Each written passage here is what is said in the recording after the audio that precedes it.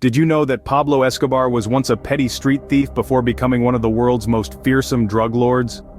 Our story begins in Colombia, 1949, with the birth of a man who would grow to cast a long, dark shadow across the globe. Born into a humble family, Pablo Emilio Escobar Gaviria's journey into the world of crime started early. He was a small-time hustler dealing in stolen tombstones and hawking counterfeit high school diplomas. Far removed from the lavish trappings of power and wealth he would later command, these petty crimes were the first steps on a path that would lead him into infamy. Pablo's cunning mind and ruthless ambition began to reveal themselves even in these early ventures. Little did the world know this petty thief would soon become synonymous with terror and violence. Imagine a man so powerful that he could control 80% of the world's cocaine supply. A name that needs no introduction, Pablo Escobar was this man. The formation of the Medellin cartel marked a significant turn in his life. This was the vehicle that Escobar rode to the zenith of his power. Born in the backstreets of Colombia, Escobar was no stranger to the harsh realities of life, yet he dared to dream, and dream big he did. He built an empire that was both feared and envied across the globe. The Medellin cartel was not just a criminal enterprise, it was an organization with a reach that extended far beyond the boundaries of illegality. It was an empire built on the foundation of ambition, audacity, and an insatiable appetite for power. Escobar's enormous wealth was a testament to his power. He was a billionaire by the age of 30, living a life of unimaginable luxury. From owning sprawling estates to having a private zoo, his wealth knew no bounds. Yet his life was not just about opulence and extravagance. Escobar was a man who understood the power of influence and control. His influence was not confined to the underworld. He infiltrated the corridors of power, influencing politics, law enforcement, and the media. Escobar had a knack for turning enemies into allies and allies into puppets. He was a master manipulator, a puppeteer pulling the strings from behind the scenes. However, with great power comes great responsibility, a responsibility that Escobar chose to ignore. His rise to power was marked by ruthless tactics and merciless violence. His empire was built on a mountain of corpses, each a testament to his brutal reign. But beneath the glamour of his empire, a trail of bloodshed followed. For every dollar he made, a life was lost. For every law he broke, a family was shattered. Escobar's rise to power was a chilling tale of ambition gone awry, a stark reminder of the devastating consequences of unchecked power. How far would a man go to maintain his power? When it comes to Pablo Escobar, the answer is chilling. His rise to power was marked by an insatiable thirst for wealth and control, and his reign was a relentless tableau of violence and fear. Escobar's tactics were as ruthless as they were effective. He was known to employ bombings, a terrifying method of coercion that left entire communities trembling in fear.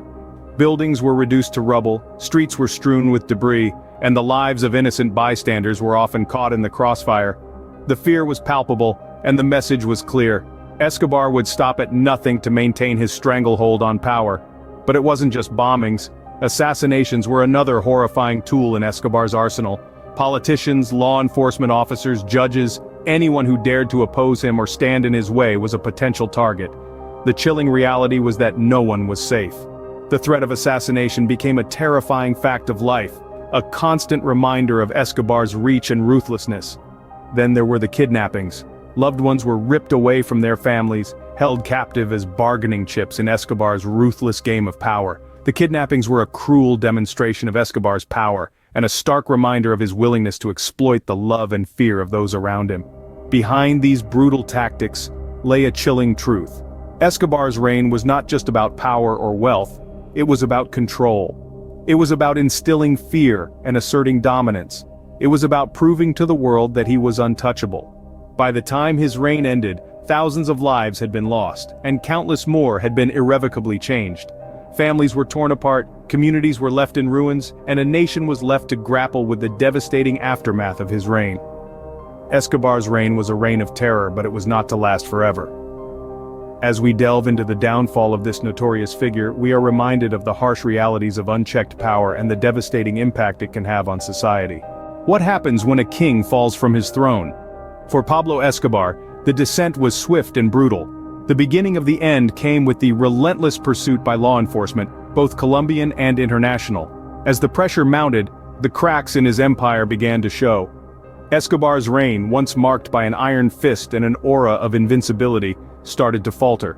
His allies began to desert him, his resources dwindled, and his once infallible charm no longer held sway.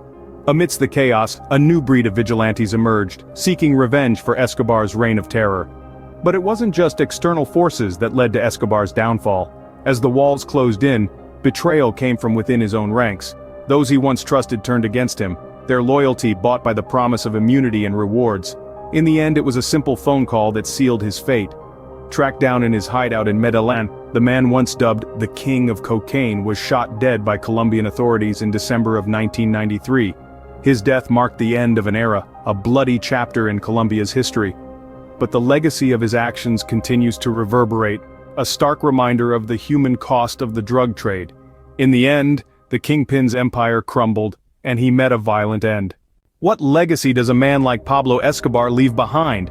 In the wake of such a tumultuous life, we're left with a perplexing paradox. On one hand, Escobar was a ruthless criminal, a man whose unchecked ambition led to untold suffering. His name became synonymous with fear, his reign marked by a chilling blend of charm and brutality that kept an entire nation under his thumb. Yet on the other hand, Escobar was seen by some as a modern-day Robin Hood, a benefactor to the poor. He built homes, schools and hospitals, using his ill-gotten wealth to provide for those less fortunate. This dichotomy paints a complex picture, one that defies the simplicity of labels such as hero or villain. It's crucial to remember that Escobar was not born into a life of crime, but rather was shaped by the societal inequalities of his time. His rise to power was fueled by a deep-seated desire for recognition and respect, a longing that was exploited and amplified by the allure of easy money and unchecked power. Escobar's story is a stark reminder of the human capacity for both good and evil, and the fine line that separates the two. It serves as a cautionary tale of what can happen when ambition is left unchecked, and the pursuit of power becomes an end in itself. Pablo Escobar's life serves as a sobering reminder of the devastating consequences of a life consumed by greed and violence.